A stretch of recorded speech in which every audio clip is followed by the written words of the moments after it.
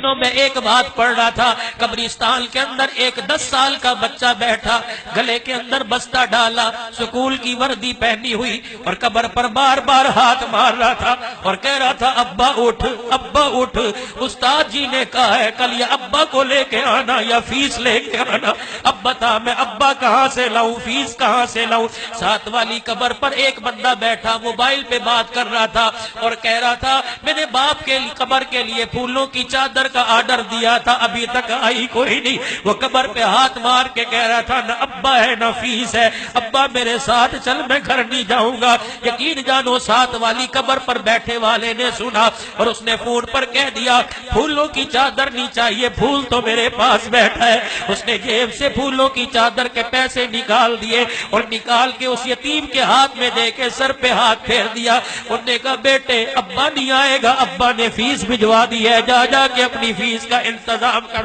جام پور میں پتہ نہیں کتنے ایسے گھر ہوں گے جن کی ماؤں نے اسکول چھڑوا دیے، جن کی ماؤں نے قرآن کی تعلیم چھڑوا دی اور کہہ دیا بیٹے گزارا نہیں ہوتا، تیری تعلیم ایک طرف ہے لیکن بہنوں کی عزت کا مسئلہ ہے۔ اللہ کی قسم اس 10 سال کے بچے سے پوچھ ابا کہاں ہے جس نے موٹر سائیکل کے تیل میں اپنے ہاتھ کالے کر رکھے ہیں؟ اس 12 سال کے بچے سے پوچھ تیرا 12 سال کا اے سی کی ہوا سے نہیں نکلتا۔ اللہ کی قسم یہ سارا دن ٹریکٹر ٹرالی کی دکان پر مالک کی جھڑکیاں کھا رہا ہے، کبھی چائے لا رہا ہے، کبھی روڈ پہ جھاڑو دے کے پانی چھڑک رہا ہے۔ اس کے سر پہ ہاتھ رکھ، اے بیٹے تجھے یہاں تک کون سی نوبت لے کے آئی؟ وہ کہے گا بابو جو وردیاں پہن کے جا رہے ہیں ان کا ابا گھر میں موجود ہے، میرا ابا قبر میں موجود ہے، میں اس لیے یہاں کام کر رہا ہوں۔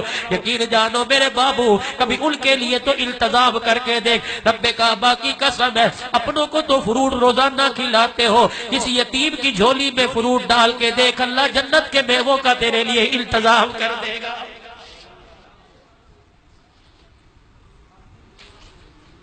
ہمارے حق مزاج بن گیا، آج جتنا ہوتا ہے اللہ کے آگے رو لو۔ ہمارے یہاں مزاج بن گیا، کسی کی 10 روپے کی بھی ولی صاحب مدد کرے نا دعا کرنا جی، دعا کرنا کہ مر گئے دعا کے چکر کے اندر، بیڑا غرق کر لیا۔ انبیاء کے بعد سن لو، علماء مجمع بیٹھا علماء کا، انبیاء علیہ السلام کے بعد جن کی دعائیں قبول ہوتی ہیں وہ ماں باپ کی دعائیں۔ لیتا ہی کوئی نہیں ان سے دعائیں، ماں باپ سے دعا لینے کا وہ لوگوں کا مزاج ہی ختم ہو گیا۔ جس کے کپڑے اترے دیکھے پیچھے لگ گئے، نمبر بھی دو اور دعائیں دو، لعنت ایسی زندگی کے اوپر۔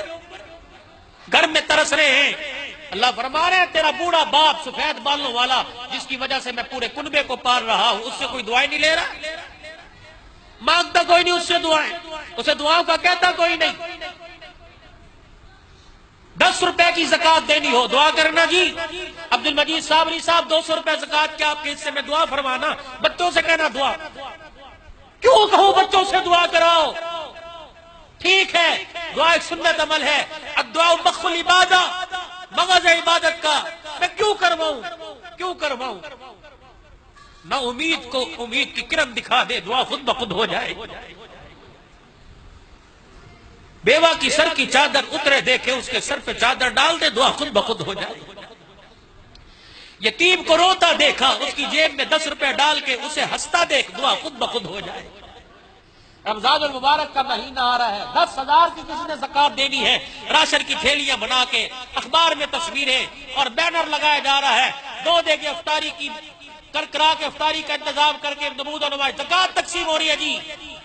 اتنے دیر تیرا گندا مال کو پاک کرنے کے لیے اللہ نے ایک یہ تجھے ایک بہانہ دیا ہے، اس پر کیا احسان ہے؟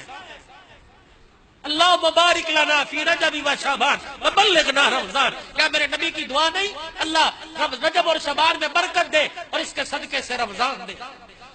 تم خوب جانتے ہو تمہارے محلے میں بیوائیں کیسے زندگی گزار رہی ہیں، تم خوب جانتے ہو سفید جوڑا پہن کے روزانہ گھر سے نکلتا ہے، اس کے ہاتھ اور دیکھ کہ اس کی کھال بھی چپک گئی ہے، تجھے اس کے چہرے سے نظر نہیں آتا، اسے 24 گھنٹے میں ایک مرتبہ بھی روٹی نہیں ملتی، تو اس کے سفید کپڑوں میں مر گیا۔ تو لوگوں سے مسئلے پوچھتے ہیں اسے زکوٰۃ دوں کہ نہیں دوں، اسے لگتی ہے کہ نہیں لگتی؟ کبھی رب نے بھی تیرے سے پوچھا کہ ساری رات زنا کر کے آیا ہے، ساری رات تو نے بدماشی کی ہے، تجھے رزق لگتا ہے کہ نہیں لگتا؟ جس نے ساری رات سجدے میں گزاری اس نے صبح اسے بھی کھلایا، اور جس نے ساری رات شراب کے اڈے پہ گزاری اس نے اسے بھی کھلایا۔ رمضان المبارک آ رہا ہے، پتہ نہیں کس کس گھر میں یتیم ہوگی۔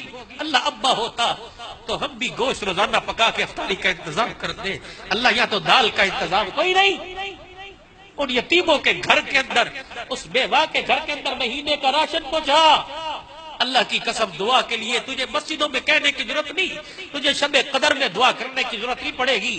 روزانہ جب یتیم افطاری تیرے مال سے کریں گے، عرش عظیم خود بخود ہلے گا، دعائیں خود بخود ہونے لگ جائیں گی۔ چپکے سے راشن کی تھیلی لے کے بیوہ کے دروازے پہ رکھ اور دروازہ بجا دے اور وہاں سے نکل آ، تاکہ یتیم تجھے دیکھ کر روزانہ تجھے سلام نہ کرے۔ لکھ دے اور دے آ، دروازہ کھلے گا، تھیلا پڑا دیکھے گا، اے اللہ کون دیکھ لے؟ اللہ فرمائے کہ میرے بندوں میں سے دے گیا، اے اللہ جس نے مجھے دیا اس کی نسلوں کی رزق کا انتظام کر دے۔ ایک مہینے پہ اللہ نسلوں کے رزق کا، ایک وقت کی روٹی پہ نسلوں کے رزق کا انتظام، یہ نیکی ہے، یہ نیکی ہے۔ باپ مر گیا دوسرے دن 4 دے کے پکا کے مجمع، یہ کوئی نیکی ہے؟ یہ نیکی نہیں ہے۔ ٹھیک ہے یہ نیکی ہوگی اپنی جگہ، باپ مر گیا، پتہ نہیں اس علاقوں میں کتنے علاقے ایسے ہیں جہاں اتنے بچے پانی کا مٹکا اٹھا کے 2 میل مٹکا بھرنے جاتے ہیں۔ وہ موٹر لگوا، وہ کنواں کھدوا دے، پھر تجھے دعا کے کہنے کی ضرورت نہیں پڑے گی۔ گرمی کے موسم میں پانی گلاس، یہ پانی اندر جائے گا، اکڑیاں ٹھرے گی، عرش عظیم سے خود ہدایت کے فیصلے ہو جائیں گے۔ عید کا دن ہے، آئے گا، کسی یتیم کو کپڑے بنوا دینا، کسی مدرسے کے طالب علم کو کپڑے بنوا دینا، بیوہ بہن کے گھر کو آباد کر دینا۔ اس لوگوں کو شرم ہی نہیں آتی۔ بیوہ بہن کو کہتے ہیں یہ زکوٰۃ کے پیسے رکھ لے، تو یہ زکوٰۃ کے علاوہ بیوہ بہن کو اور پیسے دینے آتے ہی نہیں۔ یتیم بھانجے گھر میں آئے، تو نے اپنے بیٹوں کے سامنے سے فروٹ اٹھا کے چھپا لیا، یتیم نے نہیں دیکھا، اللہ نے تو تیری حرکت کو دیکھا ہے۔ کرتے ہو کہ نہیں کرتے؟ کرتے۔ تمہاری بیویاں نہیں بولتی، تم بولتے۔ جب بہن گھر میں آتی میں پھر منہ اٹھا کے آ گئی، اس کے کان میں گرک پڑ گئی کہ بھائی نے کہا منہ اٹھا کے آ گئی، اس کے کلیجے کے دل کے ٹکڑے ٹکڑے۔ انہوں نے کہا یہ گھر باپ کا تھا، یہ گھر باپ کا تھا، آج بھائی کا منہ اٹھا کے آ گئی ہے۔ خدا کے واسطے آؤ تمہیں بیٹی کا مقام بتلاؤں۔